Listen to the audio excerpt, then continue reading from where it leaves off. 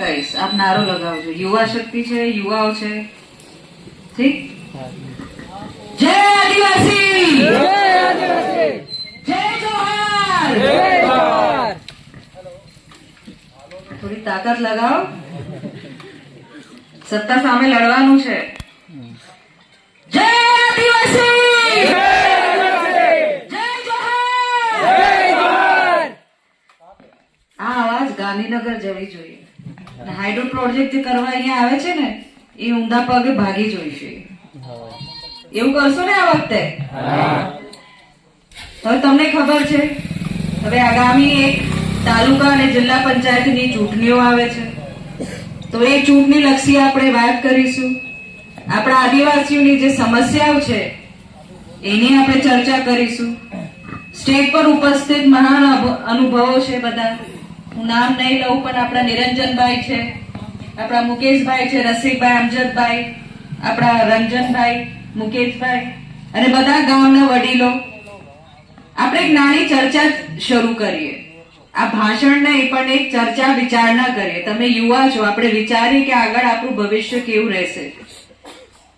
હું સાચે કહું તો પહેલી વાર આજે કુકરદા ગામ આવી, પણ રોડ જે હતું ને, મને લાગ્યું તમે કેવી રીતે આટલા વર્ષો સહન કર્યું છે. અમારા ગામમાં ને અમે પકડી પકડીને રોડો બનાવીએ છીએ. તમે કેમ આટલું સહન કર્યું? ગાડી તો નીચે પડી જાય, માટીઓ ખસકે છે, નીચે ખાડો છે. કોઈ પડ્યું છે હમણાં સુધી? પડતા પડતા એક્સિડન્ટ થયું છે ને? કોઈ જોવા આવ્યું ધારાસભ્ય અહીંયાથી તમને જેને વોટ આપેલું છે? ના ના, કોઈ ના આવે જોવા. એમ્બ્યુલન્સ આવે છે આ બાજુ? આવે છે પણ માન માન આવે છે. અહીંયા તો ટાવર જ નહીં આવતો, એમ્બ્યુલન્સ કઈથી આવશે?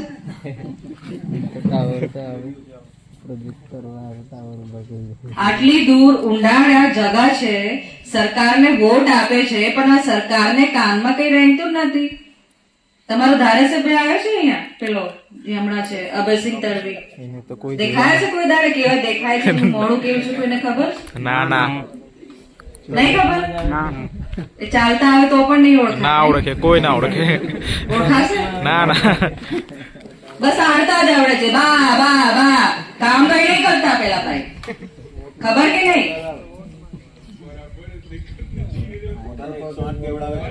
108 પેલા એમ્બ્યુલન્સ તો મોકલ. એમને પૂછો, તમે 108 છો તો એમ્બ્યુલન્સ તો મોકલો. કેટલી વાર તમે આયા અહીંયા? કેટલી વાર લોકોની અહીંયા ગામ ગામની અહીંયા ચર્ચા કરી? તમે લોકોના દુઃખમાં સામેલ થયા? અને તમને કોણ સત્તા આપી દીધી કે વાડિયા ગામમાં તમે હાઇડ્રો પ્રોજેક્ટ લાવો? તમે ગામવાળાને ભેગા કર્યા?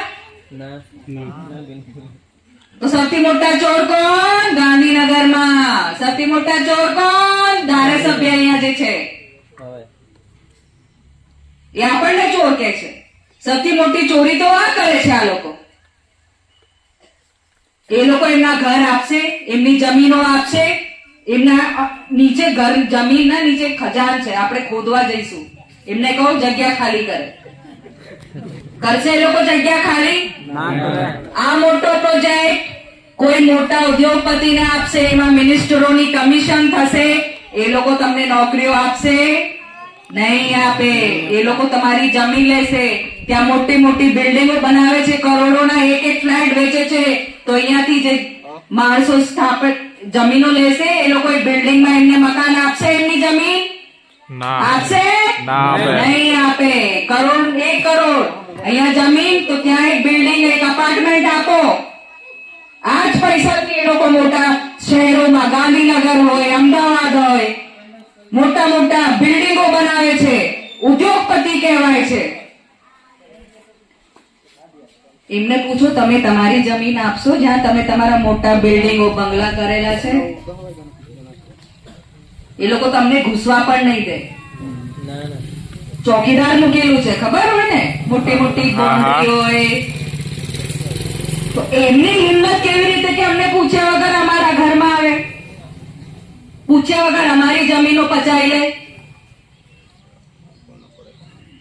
મને નથી લાગતું અહીંયા હાઇડ્રો પ્રોજેક્ટની જરૂરત છે. નર્મદા નદી સુકાઈ જશે, માટી ભરાઈ ગઈ છે આ ડેમના લીધે. એ ખે કે નહીં? જે દિવસે પાણી ઓછું હશે તમે જોજો માટી કેટલી ઉપર આવી ગઈ છે, ભેગી થઈ ગઈ છે.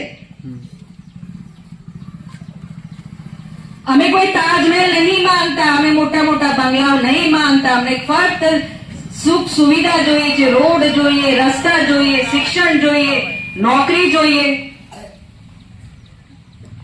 મનરેગા કૌભાંડ કેટલું 2500 કરોડનું મનરેગા કૌભાંડ. આપણી તો 100 પેઢી મજૂરી કરે, ખાય, આરામથી બેસે, સવાર સાંજ બિચારો એક રોટલો ખાય, એ પણ છીનવી લીધું એ લોકોએ, પોતાના ખાતામાં નાખ્યા. વિદેશોમાં મોટી પ્રોપર્ટી મિલકતો કરી લીધી, વિદેશ ભાગી જશે. અને એ જે ભાજપના કમિશન ખોર છે, કમિશન લઈ લેશે એ લોકો, એમને શું પડેલી છે.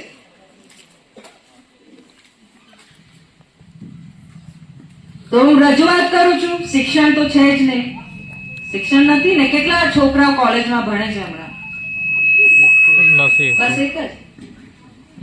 બીજા કેમ નહીં ભણતા? આપણે ફીસ નહીં આપી શકતા, પૈસા ને. હા હા. સરકાર આપણને શિષ્યવૃત્તિ આપે છે, એ પણ છીનવી લીધી આપણા માટે. અને એ લડત કોણ કરેલી યાદ છે?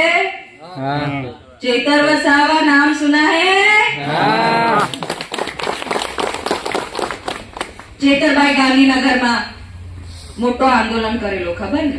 હા ખબર. બિરસા મુંડામાં આંદોલન કરેલો કે અમારા આદિવાસી બાળકોને શિષ્યવૃત્તિ મળતી નથી, અને કેટલા છોકરાઓ કોલેજ છોડીને જતા રહ્યા.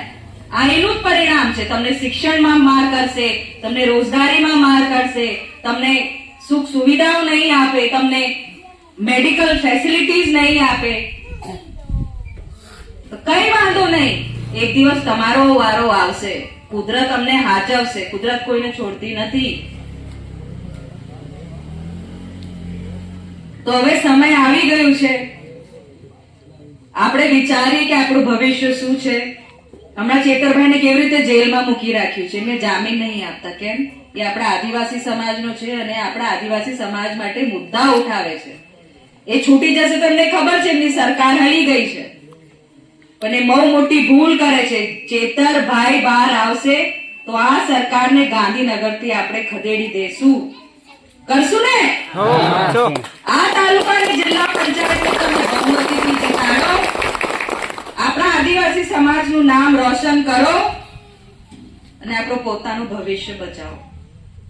હું બસ હવે આટલી જ રજૂઆત કરું છું. વાડિયા ગામને આપણે એક પણ જમીન આપીએ નહીં, આપણે મેદાનમાં ઉતરીશું અને આપણે સરકાર તરફ લડત આપીશું. જય જોહાર.